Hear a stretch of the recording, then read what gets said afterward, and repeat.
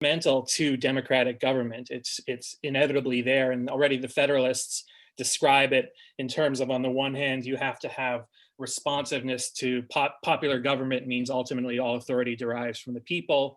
But on the other hand, there's the fear of the people becoming a faction, and there have to be ways to build institutional safeguards to insulate stable and responsible government from the dangerous excesses of the people. So this responsible distinction is fundamental to democratic government.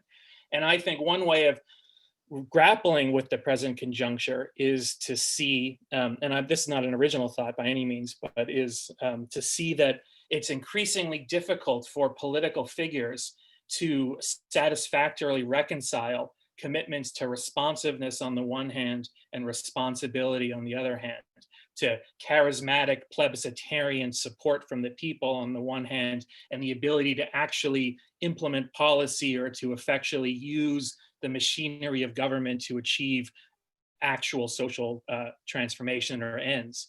So we see this, we saw, Obama campaign as a charismatic leader, but then once he became responsible, which meant ultimately capitulation more or less to the status quo. Responsibility means working within the extant confines, more and more it means working within the extant confines of what is available given the entrenched way the world works. His responsive side was betrayed by a commitment to responsibility. Similarly, Trump too campaigned as an outsider who was going to effectuate transformation, drain the swamp, save the forgotten men, bring the jobs back. And he never turned to, he also betrayed that and proved himself incapable of actually operating the machinery of government in a transformative way. And I think that this tension, it's simply harder to achieve. And I would trace this back to a conjuncture where we have, on the one hand, a rising populist sensibility, which despite Trump's defeat is going nowhere, which cares more about responsiveness and responsibility. Burn it all down is what it means to be the voice of the unified people against the status quo. And on the other hand, responsibility means more and more capitulation to the basic neoliberal structure of society, the use of democratically insulated fora like banks and courts to continue the technocratic activities of maintaining capital accumulation. And as long as we have a society where these two poles are pulled so far apart, the conundrum of leadership is only going to become more exacerbated, where leaders are either going to be charismatic and irresponsible, or anti-charismatic, claiming to be responsible, which is what I think we might understand Biden as. But the possibility of some successful attempt to both carry democratic legitimacy on the one hand and actually get anything done in the present conjuncture has become difficult, to say the least. So I'll stop with that. No, that's thank you, David. It's fascinating because the market response to the imminent gridlock of like Republican Senate and Democrat House has been absolutely amazing. So the market has like gone up for the last 2 days incredibly. Shalini, do you want to take over from there? Sure, yes, thank you. Hi, I'm Shalini. I use she, her pronouns. I'm wearing a white and red printed Indian shirt, and I have a rice paper screen and a plant behind me. I'm Indian American, and I have about shoulder length black hair. So I like to think I look like Kamala Harris, because there's finally someone who looks like me who's in the public eye. So I would also like to thank Navida Khan for organizing this panel. She worked incredibly hard, and of course the moderators for their questions and remarks.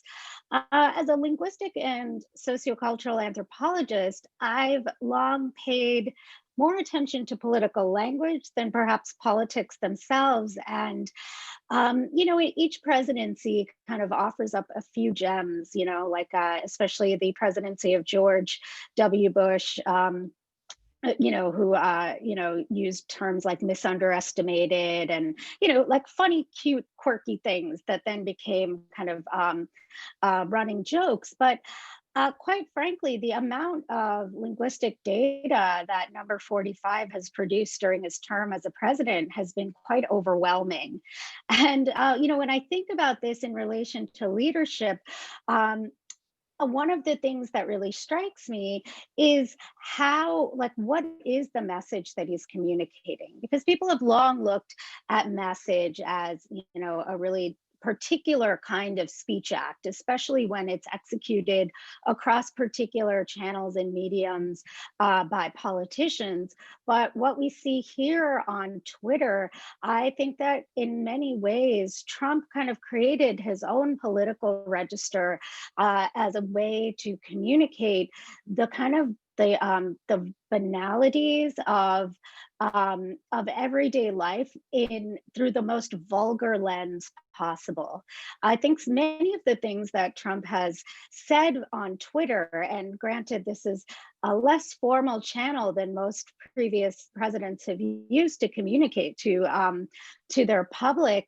The ways that he communicated with people in terms of being up at very odd hours and letting people know that, like tweeting in response to television he was watching, tweeting in response to television that was representing him in ways that he didn't care for. And then, of course, his kind of the infamous ways in which he just created descriptions of other people that lacked a very basic level of humanity. So I think that, once the dust has settled on his presidency and someone wants to go through that Twitter archive, which it isn't going to be me, because that is not the kind of, I can't relive all that I've watched, but, I think that we'll really see a new modality of how misinformation and fear mongering and lying has taken a whole new form through this sort of from the people to the people mode of communication. But the other thing I wanted to touch upon in terms of message and leadership is just to go back to Obama, like David and Emily did. But here I'm thinking of his platform of hope, right? Because in a way, one of the reasons why there are people literally dancing and crying in the streets today is because so many of us felt hopeless under Trump's leadership. And so it wasn't simply the misinformation, the lies, the lack of regard for anyone but himself and his immediate family, but this idea of just this downward spiral of instigating violence, instigating his base to violence against marginalized groups. And so I think that, if we think about hope and the way Biden has come across, I think that in any other presidency, he would not really embody hope in the way that he does, but he really kind of comes to represent something that I think we all desperately need and, are almost like super anxious that he delivers on. But even if he doesn't do that, even if he doesn't provide some actual, palpable change agenda, he's still going to be someone who he's not, inciting people toward domestic terrorism. So I think about one of the favorite messages I got in my Twitter feed that was like an ad made for me was settle for Biden, right? I mean, no one had very high hopes, but it's like he's obviously way better than what we have now. And so I settled for Biden and I'm thrilled about it, but I'm actually really genuinely excited about Kamala Harris and thinking about finally there's a woman who's going to be in this level of politics and a woman of color at that. And I'll stop there because I have some other comments I want to make about her positionality as an Asian American and Black American woman, but I'll save that for further rounds of questioning. Thank you, Thanks. Shalini. Brandon, do you want to close this off? Sure. So again, I'm Brandon Terry. I'm a Black male. I'm patriotically wearing my red, white, and blue striped shirt. And I'm sitting here in front of a wall of books, which includes my To Shape a New World over the shoulder. So the question of leadership that I've been thinking a lot about in our moment is like, what kinds of characteristics and commitments are capable of turning people away from cynicism and nihilism? And what practices of leadership can galvanize the imagination and rebuild hope in the possibility of collective striving? So I think the Trump phenomenon is inseparable from nihilism and cynicism. And those are rooted in inarticulate despair about the destiny of America, about the prospects for broadly shared social freedom and economic flourishing. And one thing I think is underappreciated about the allure of Make America Great Again is that it thrives off of the disappointments generated by an attachment to what seems like the eclipse or collapse of the iconography of mid-20th century US power. So indisputable military victories, grand infrastructural projects like the Hoover Dam, social mobility, and globally admired cultural influence.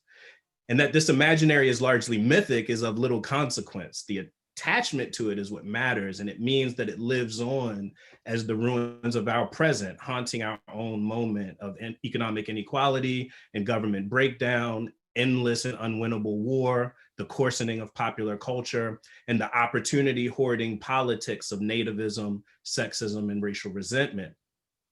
And crucially, this sense of corrosion and decline is tied up with a suspicion that for whatever reason, the ostensibly egalitarian movements of the later 20th century, like feminism, multiculturalism, Black power, queer liberation, have all coincided with a decline in the ability of America to collectively produce the supposed goods of the American century. And ideological entrepreneurs and schools, media, and politics have become really quite adept at turning this story of correlation into one of them. So even where the story acknowledges some of the competing left hypotheses about neoliberalism, so like Trumpism's attack on NAFTA, for instance, it still tends to fold these within a more fundamental story about the innervation of American spirit, a spirit consonant, of course, with the aims of Trump's followers. And this innervation is done at the hands of liberal cosmopolitans, leftist moralists, and untrustworthy members of racial and other minority groups. And crucially, because this politics is not fundamentally antagonistic to the wealth and ownership inequalities that drive much of this cultural decay, I think David's quite right about that. They claim instead to glean the fundamental antagonisms underlying American society in the experience of humiliation and grievance at the hands of left liberal elites, especially in entertainment, and in the strident self-assertion of minorities and feminists who transgress norms of subordinates, acquiescence, and of course, gratitude. I think gratitude is really, really important as a structure of feeling right now that's demanded.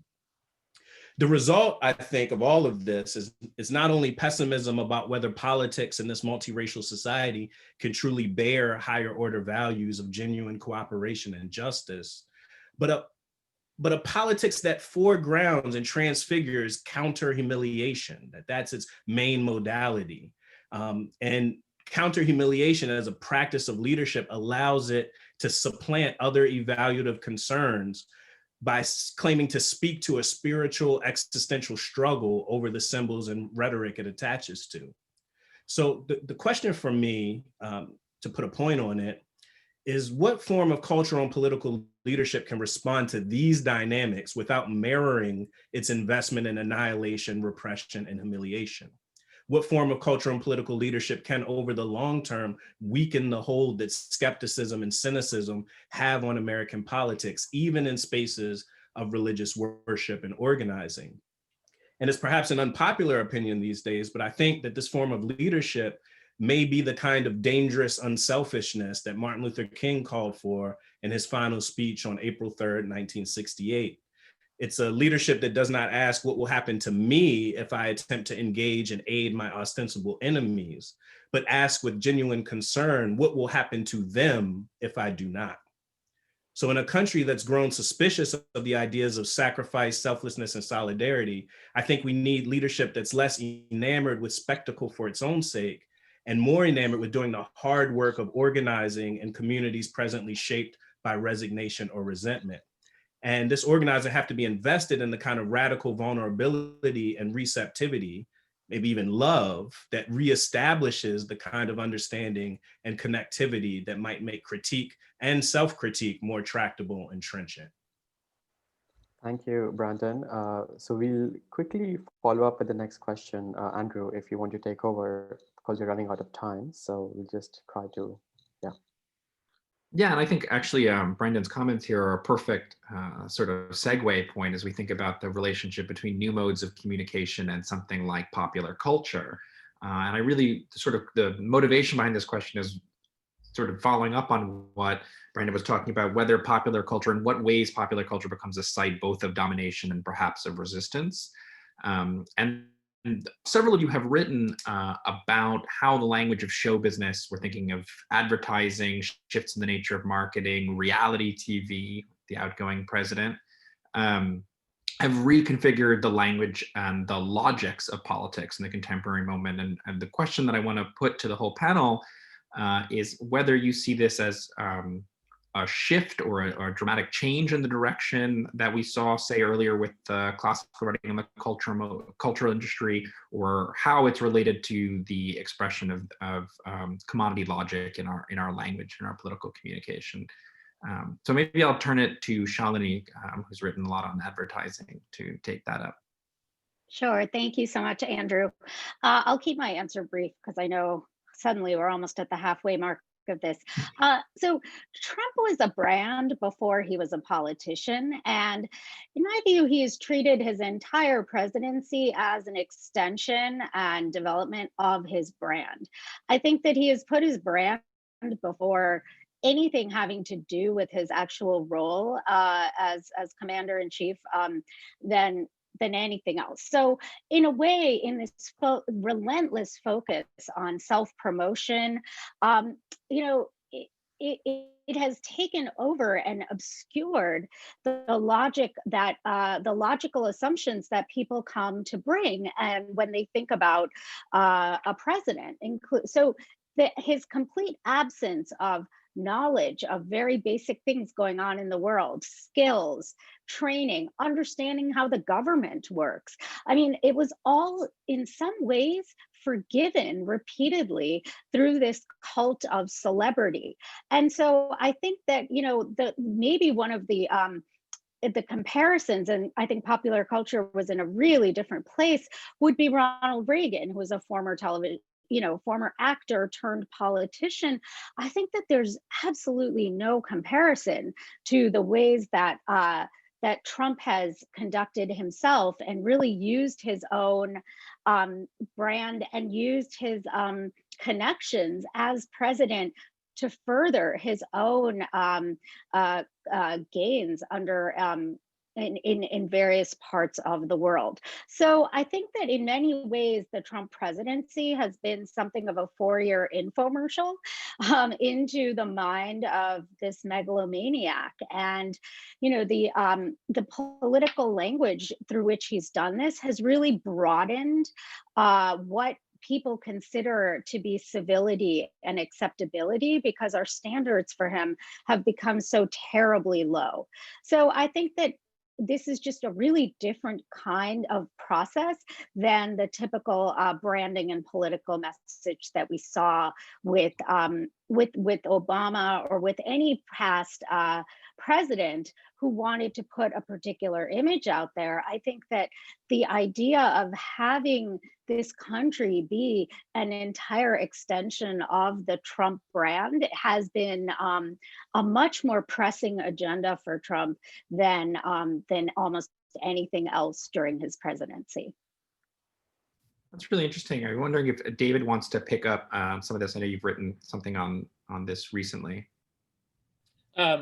Yeah, but I think I'll summarize something I said in the previous article, which I think fits quite closely with what we're talking about, which is um, you can imagine there was, as you brought up, Andrew, the culture industry, which was a mid 20th century idea by Adorno and Horkheimer about the mass production of homogenous cultural artifacts, which serve to stultify the working class, to pacify people into acquiescence to the status quo, to give people things to consume to encourage continued labor. That was the notion of the culture industry, which implicitly was about depoliticizing people and fit with an era of mass organization where homogenization was the fundamental cultural trope.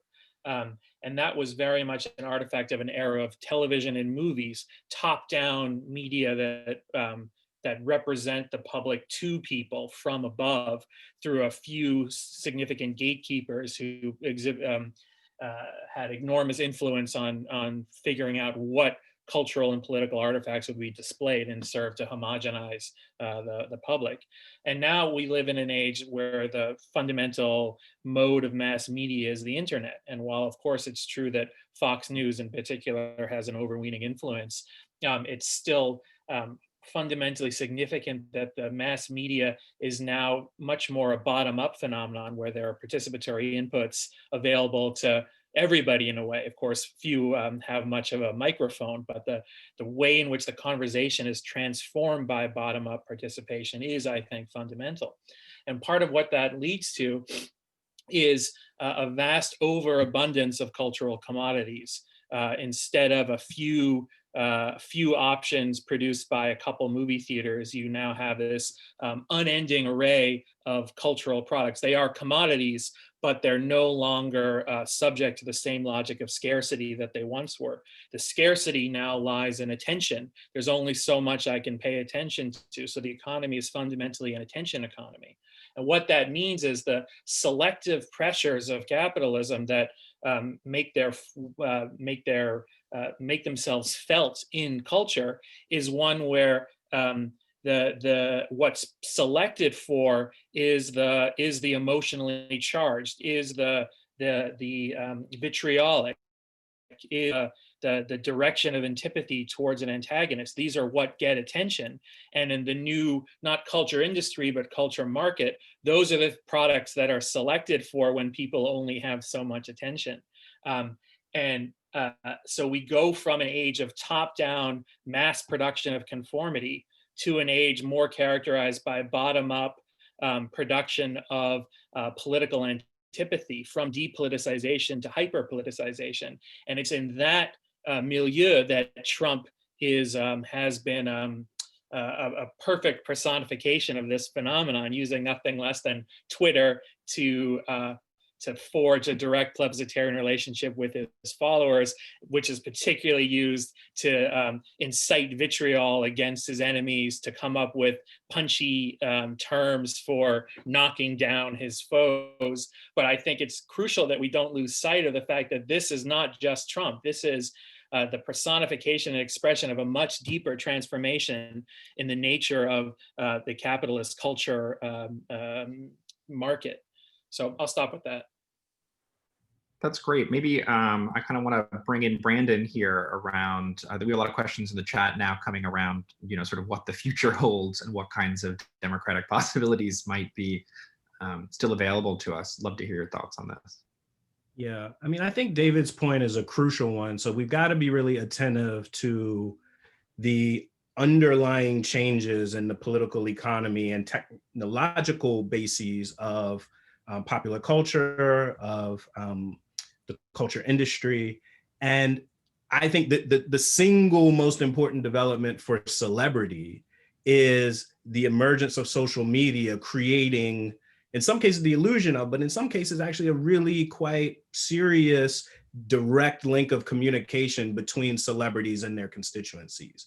And it creates a degree of intimacy and a sense of responsiveness and back and forth that's pretty much unprecedented in the history of celebrity.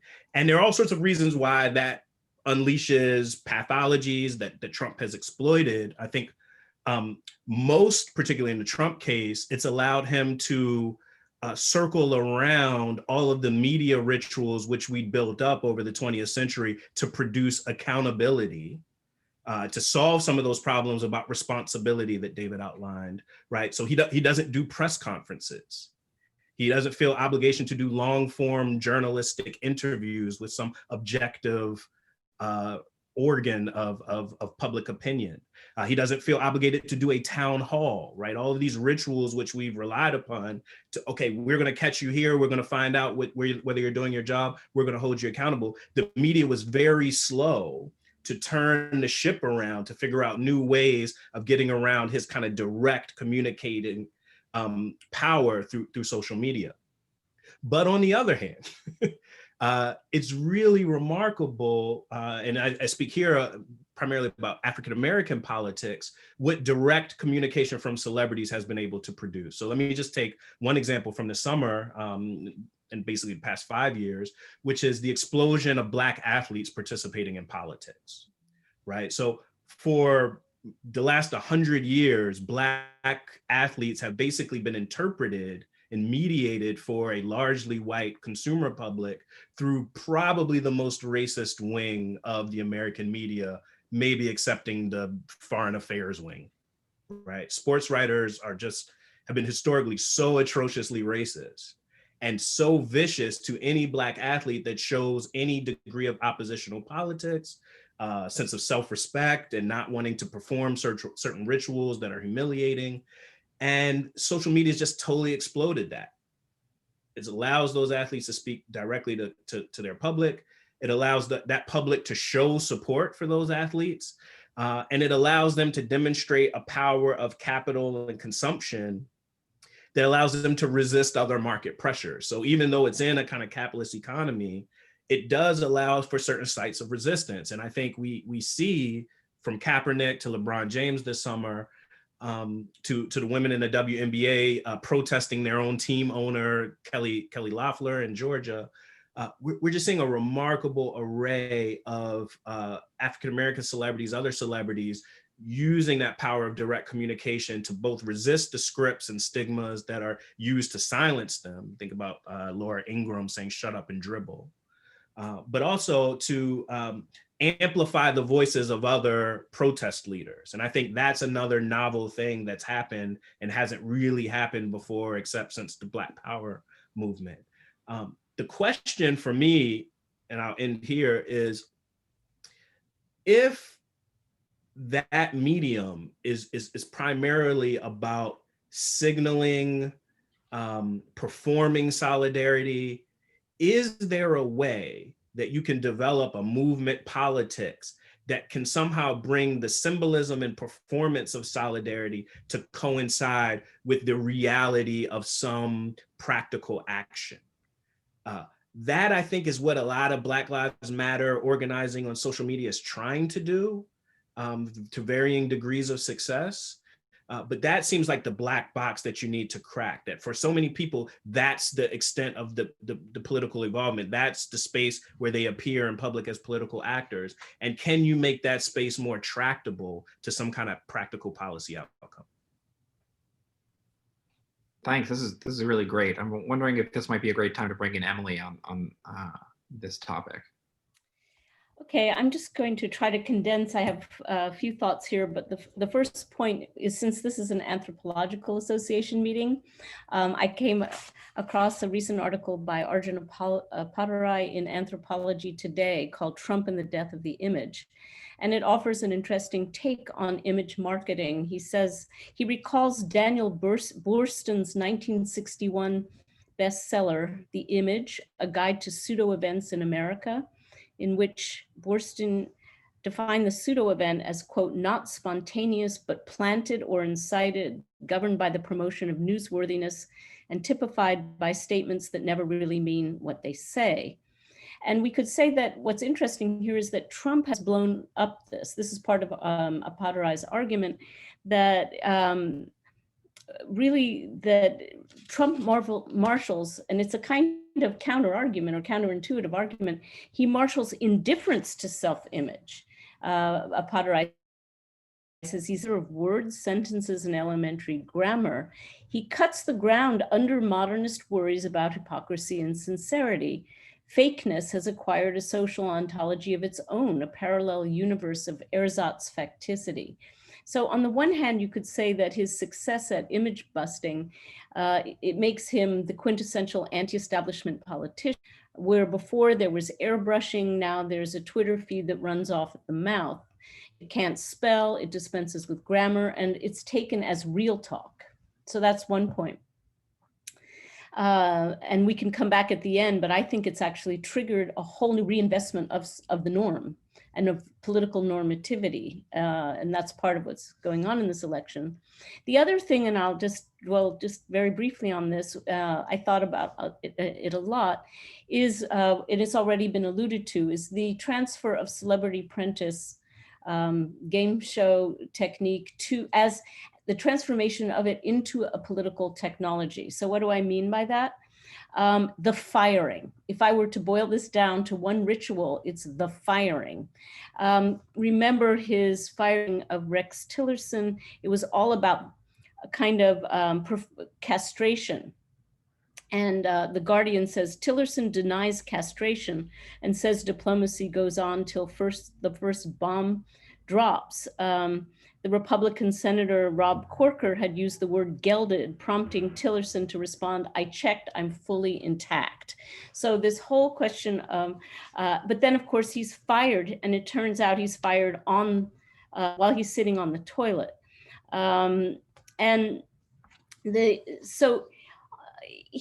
This is an old thing. We go back to the Dreyfus affair, right? The ritual of degradation, it was called la dégradation. It was a ritual of breaking the soldier's sword in the military court before hundreds and thousands of, it's actually thousands of spectators. And I went back, since I'm kind of in this mode of the 60s and the post-McCarthy kind of, it's interesting. I came across an article by the sociologist Harold Garfinkel, writing in the immediate aftermath of McCarthyism, and he coins the expression status degradation ceremony in his essay called Conditions of Successful Degradation Ceremonies, 56. And what he draws out, and I'll start to close here, is this obscure link between norm and status, with status specifically degrading as distinguished as the mechanism that shifts the enemy into position through a change in identity. So in other words, they become animalized, they become dehumanized. That's very crucial. It's a mobilization of affect. And Garfinkel compares degrading to the body's elimination of a foreign body, as when we cough, blow, gag, vomit, or spit. And what makes the ceremony successful is when, and this is when the target of the abuse participates in the ritual of embodied expulsion and social extinction, acting out its own autoimmunity. In the words of one of Garfinkel's interviewees who he's talking to, he says, I could have sunk through the floor. I wanted to run away and hide. I wanted the earth to open up and swallow me. And so I'll end with this idea that Garfinkel here gives us the status degradation ceremony as a socially, and this is his phrase, and I think we could talk a lot about it. He calls it a socially employed metaphysics. And I think this is the political technology that, or one of the very major ones, that Trump really perfected when he moved from the kind of humiliation that he perfected in the Celebrity Apprentice to the political arena.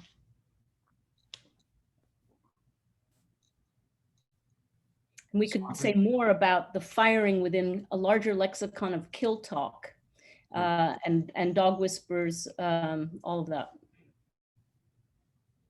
Yeah, I think this is, I mean, you saw some of it even yesterday when Steve Bannon got banned from Twitter for suggesting that Dr. Fauci and Christopher Wray should be beheaded and their heads should be put on spikes at the edge of the White House.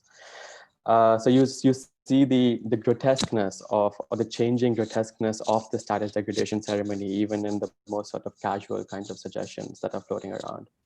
But I mean, I can't believe it's 4:30. But so we still have one more question, and we would really like for you to sort of respond to this. So this is an open-ended question, and because this is about political language and political expression, the question is basically like, it completely depends on you what impasse you pick. But the question is, what is a political impasse to which you would like to draw attention, and that could be benefited from being re-expressed or recast in a different sort of linguistic modality? So that is the question. And how about we start with you, Brandon, this time around? Yeah, I'll just say two things very briefly. So one major impasse, I think, is that in our rush, and rightly so, to talk a lot about political norms and the way that certain habits, forms of relation constitute the material of democratic citizenship and sustain democratic institutions, that nevertheless, we cannot lose sight of the need for progressivism to think really seriously about refounding institutions. So I'm hoping that in Biden's attempt to cast off the shadow of Trumpism, that he's able to discover, and the Democratic Party is able to discover, a viable vocabulary of institutional reform, similar to the earlier period of progressivism, where we rediscover a spirit of democratic experimentation. I'd like to see agitation around redoing the Voting Rights Act, around expanding, statehood for Washington, D.C., Puerto Rico, beating back the GOP assault on minority voters, gerrymandering. That's a very, very tough road, but a lot of that is about language and about what we hold forth as an ideal. And that, I think sometimes norm talk gets in the way of that. So that's the first thing. The second thing is, the knotty age-old problem of race and class. In the academy, there's been a recent rush to use the language of racial capitalism to try to articulate the ways in which race and class intertwine to produce enduring, sustained intergenerational inequality. And that language has great possibilities. It also has pretty severe limits, which we can talk further about. But I think that's a thing that our current anxieties in electoral politics around identity politics and the various, I've seen a lot of celebration since the Biden victory of lifting up Black women as organizers, but that anxiety about what that means, what kind of backlash does that produce, who owes what to whom in organizing, I think all of that reflects a deeper anxiety about being able to talk precisely about race and class and the changing nature of the class dynamics among racial minorities in the United States and what that really means for egalitarian politics on the left going forward. Thank you, Brandon. Shalini, would you like to follow up on this? Yeah, sure. Thank you. Because I was going to say something that is a perfect follow-up to what Brandon just started to say, which is, I think that one of the things that happened a lot during the Obama presidency was this toying with the idea of being in a post-racial society, and the 180 from being in a post-racial society to one in which white supremacy is openly acknowledged and even celebrated and instigated by the president is something that isn't going to go away just because of the Biden victory. So I think that in a way, this is the moment to, now that white supremacy is something that everyone has heard of, because apparently they hadn't, a lot of people, maybe they just got the memo, whether you're going to call it racial capitalism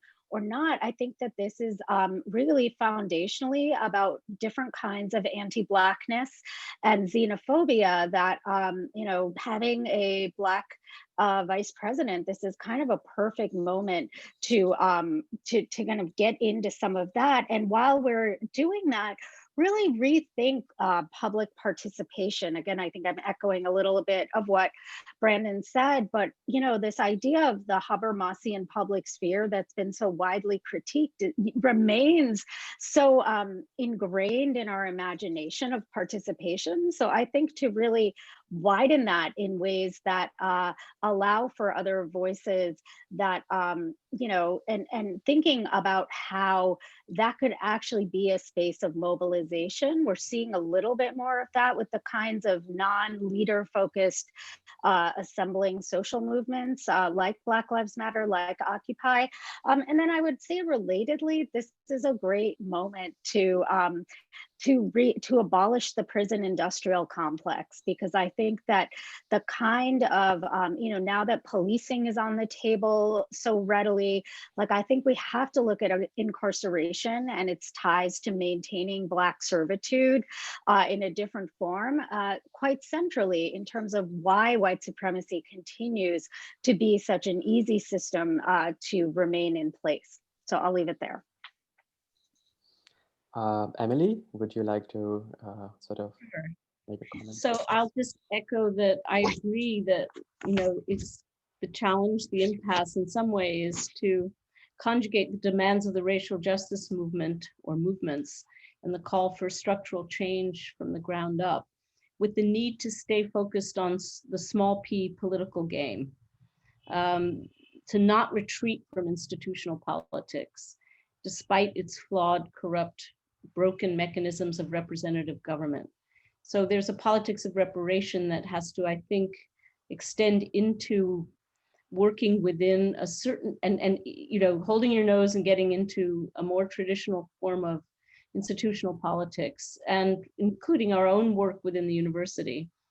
And I've thought a lot about, especially coming out of the Occupy moment, of micropolitics, which popularized intervention, micro-political intervention as a progressive form that used things like the jam, the hack, the implant, the glitch, or sabotage of some kind. And there was a lot of romanticism around this. Well, guess what? The alt-right came along and really effectively appropriated and detoured a lot of those techniques. And so instead of Yes Men or Anonymous in its good days or the Invisible Committee, we've got these very frightening modalities of election interference, disinformation, alternative facts, in tandem with the kind of old school McConnell legislative obstruction and a DOJ hack in the form of Bill Barr. So I feel like we mustn't, on the one hand, there's the challenge of the politics of refusal, of Black refusal, of disobedience that may be taking over from the romanticism of the jam or the hack. But I do feel like there is a tendency, especially in the kind of left scene that I live in, to retreat from politics as a kind of too degraded a form to engage with. And I think one thing we've seen from kind of grassroots, especially among on the score of the mobilization of African American voters, something astonishing happening, and we should not diminish the importance of that institutional work. Thank you, Emily. David, do you want to close out? Sure, it's my honor. I think that there is, on my reading, one absolutely fundamental impasse that is structuring so much of what we see in contemporary life. And it's an impasse between two equally one-sided and false misunderstandings of the nature of society.